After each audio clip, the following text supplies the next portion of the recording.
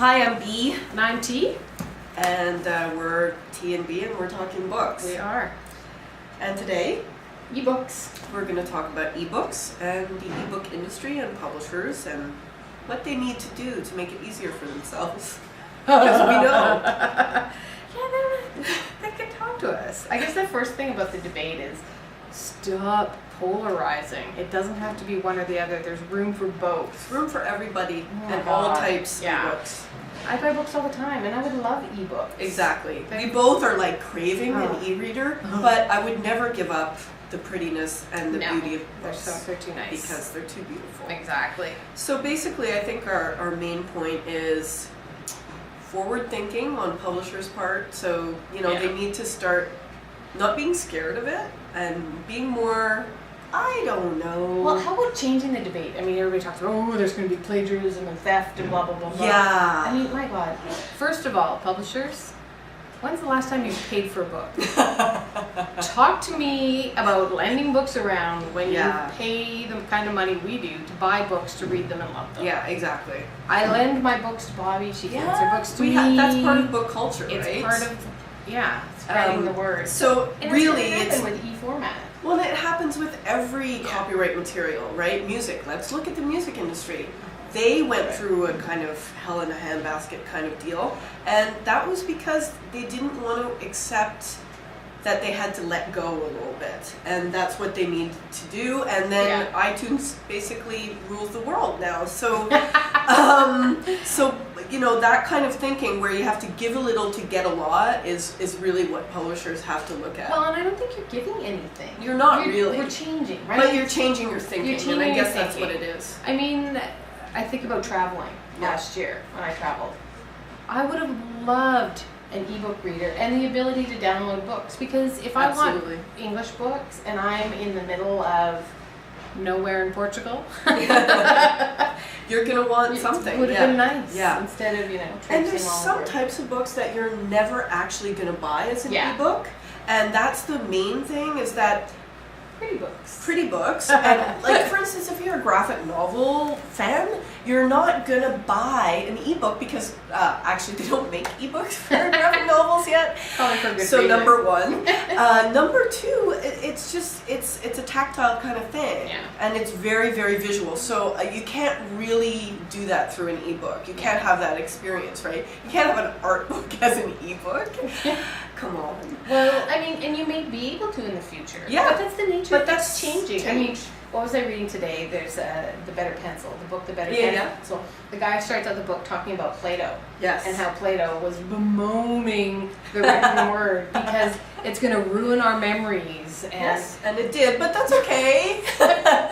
But ironically, the only reason we know this, as he points out, is because Plato wrote it down. Yeah. I think he was just trying to corner the market with that, maybe. He was like that.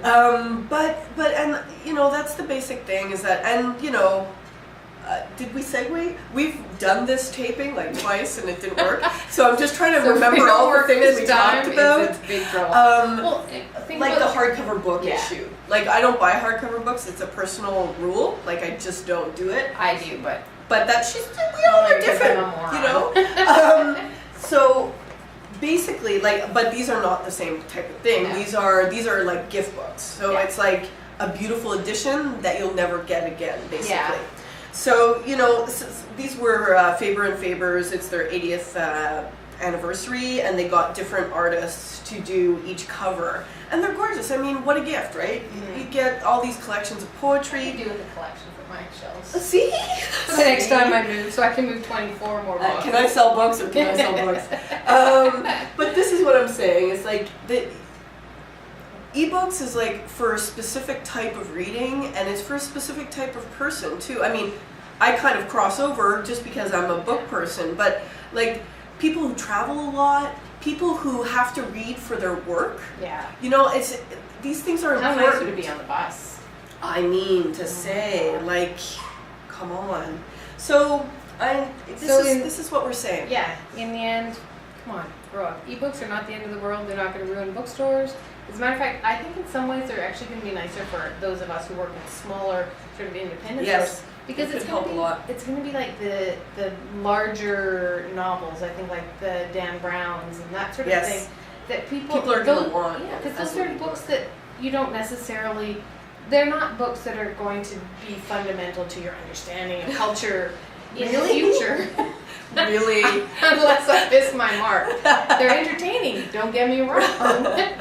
But they're not going to change the world. It's not integral. Yeah. And also, like, speaking of Dan Brown, here's my thing about hardcover books. Is the first day that book the new one came out in hardcover, I had people asking me if it was available in softcover. And I'm just like, dude, it's gonna be a while.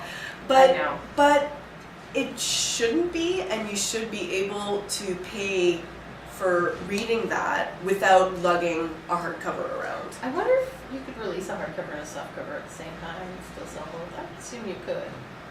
I think you Depending on could, the but type of of course book. your print run would be Oh, much yeah. smaller for Oh, hardcover. smaller. I mean, Yeah. you wouldn't print 50,000 hardcovers or Really? whatever they do So for we could these leave things. a few of the trees in the forest? Yeah, maybe see. Also, sustainability. You know, it's it's an evolution, and it's we need to get with the program. We So think. yeah. So And ebooks, also, we're I all just wanted for to them. show Oh, you some sorry. other cool books. Sorry. Oh, aren't we segueing into a different episode? No, because we're already doing it. Oh, it's gonna run long. Get ready. Where are we at? We're not even timing ourselves, so we don't even know how long we're running. If you're not So, enjoying it, just fast Cool forward to the end. covers, so Penguin books, Ooh, aren't these beautiful, beautiful? The beautiful, vintage. And vintage is in with publishers, which good for them. They Yeah, they about realize time. that. These also like vintage, old school. Who did these again? Harper, Yeah. very nice. Also Harper, I believe. No, random. Sorry. Beautiful, beautiful colors. The Ooh, tasteful, yeah, tasteful those are ones. nice. Very, very nice. Yeah. So we like books that look good. And books that look good will always sell. Yes, they so will. Yeah. I tell you. Any Although- display that I do with this type of thing. My version of Yes. what looks good and what doesn't is often different.